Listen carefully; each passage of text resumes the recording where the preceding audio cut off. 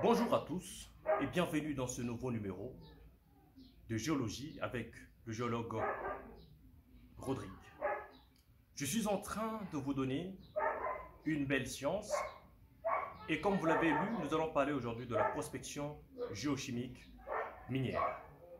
Mais avant que nous ne puissions attaquer la prospection géochimique, j'aimerais d'abord vous situer la place de cette prospection lors d'une phase de prospection minière. Et donc la prospection minière qui est tout simplement un ensemble de procédures, de méthodes, n'est-ce pas, qui sont utilisées en vue de la découverte d'un gisement. Alors lorsque nous faisons une prospection minière, nous commençons premièrement par le choix, n'est-ce pas, de l'élément que nous voulons, n'est-ce pas, exploiter. Nous voulons exploiter le zinc, nous voulons exploiter le cuivre, nous voulons exploiter le cobalt. Donc, le choix de la ressource, c'est donc la première étape dans une prospection minière. Nous sommes en train aussi de parler, n'est-ce pas, pour la deuxième étape de la documentation. C'est-à-dire que le géologue se doit de se documenter, n'est-ce pas, avant de se lancer, n'est-ce pas, dans les différentes étapes de la prospection minière qui vont suivre, n'est-ce pas? La troisième étape, c'est donc le levé géologique. La quatrième étape, c'est la prospection géochimique minière proprement dite. La cinquième étape, c'est donc la prospection géophysique. Et la dernière étape, c'est donc le forage. Alors, nous sommes en train de parler de la prospection géochimique minière. J'aimerais bien vous dire que cette prospection a vu le jour vers les années 1940, n'est-ce pas? Et donc, a évolué en trois étapes que je vous présente. Donc, résumons que la prospection géochimique a évolué en trois étapes. Donc, dans les années 40, les premières études ont été effectuées par Goldschmidt et Fersman, n'est-ce pas, et qui ont pu donner la classification de certains éléments tels que nous connaissons aujourd'hui. Et la deuxième étape de l'évolution de la prospection géochimique, c'est donc en 1950 avec l'application, n'est-ce pas, de cette géochimie à la découverte, n'est-ce pas, de nombreux gisements, n'est-ce pas, dans le monde vers ces années. Donc, dans le monde, beaucoup de gisements ont été découverts, c'est-à-dire que la deuxième étape consistait, n'est-ce pas, à l'application des études qui ont été effectuées dans les années 40 par Goldschmidt et Fersman en 1950. Et aussi, n'est-ce pas, la troisième étape qui est la phase ultime de cette prospection géochimique, c'est donc vers les années 1970 où on a pu, n'est-ce pas, faire de traitements analytiques et informatiques, n'est-ce pas, des données qui ont été premièrement mises en évidence par Goldschmidt. Je vais vous rappeler par ici que la prospection géochimique a été pour la première fois, n'est-ce pas, appliquée en URSS, c'est-à-dire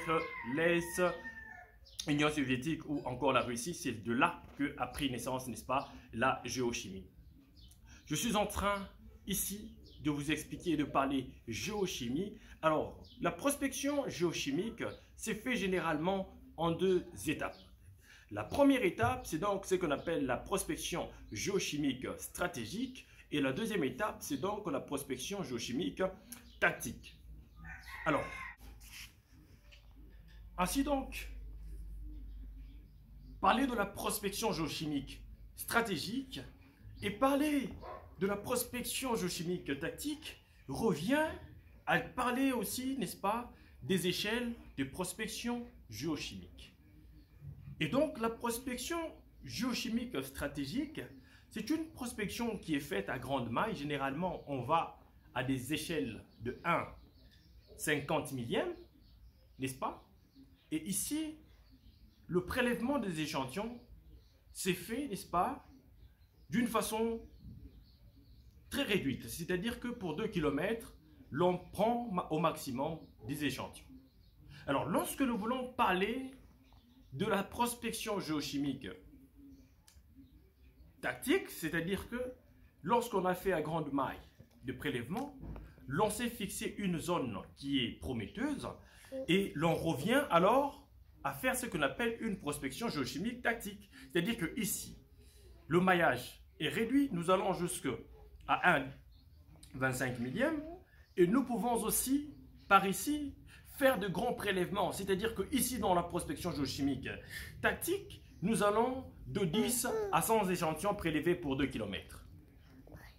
Parlons de cette prospection géochimique minière qui, n'est-ce pas, a pour objectif la localisation de gisements. Nous travaillons ici beaucoup plus pour trouver et mettre en évidence ce que l'on appelle des images géochimiques. Lorsque, n'est-ce pas, vous avez un gisement en profondeur, n'est-ce pas, qui peut se manifester en surface, nous pouvons établir ce qu'on appelle des images géochimiques. Je vous donne par exemple, lorsque vous avez la présence d'une zone d'oxydation, n'est-ce pas, en subsurface, ceci traduit généralement la présence d'un gisement sulfuré en profondeur. Ainsi donc, permettez que le géologue Rodrigue vous donne les différentes méthodes utilisées par la prospection géochimique.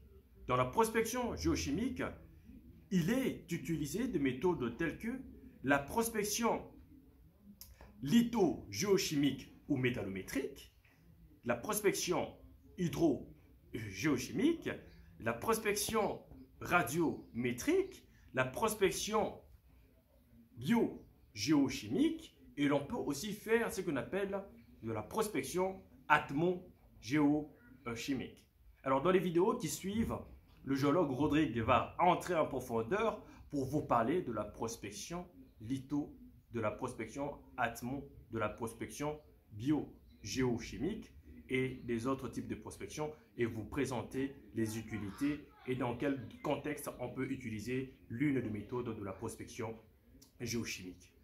Ainsi donc, vous devez travailler, vous qui me suivez et qui voulez, n'est-ce pas, avoir une connaissance.